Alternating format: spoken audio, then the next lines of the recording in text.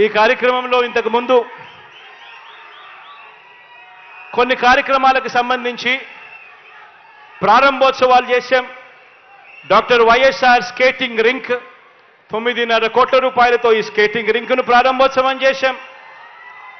శ్రీ రాగిరెడ్డి వెంకట జయరామ కుమార్ కళాక్షేత్రాన్ని నా సోదరుడు కుమార్ పేరు పెట్టి 20 కోట్ల రూపాయలతో ఆ కళాక్షేత్రాన్ని కూడా ఈరోజు ప్రారంభించాం.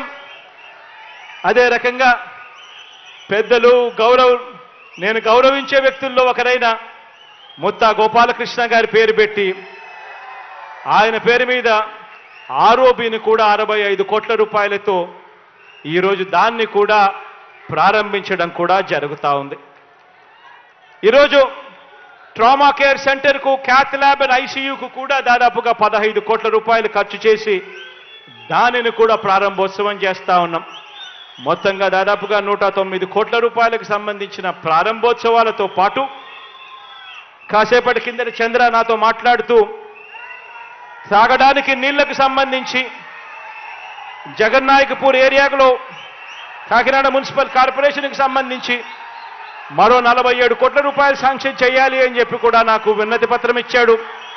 దాన్ని కూడా శాంక్షన్ చేస్తా ఉన్నాను అని కూడా ఈ సందర్భంగా తెలియజేస్తా ఉన్నాను.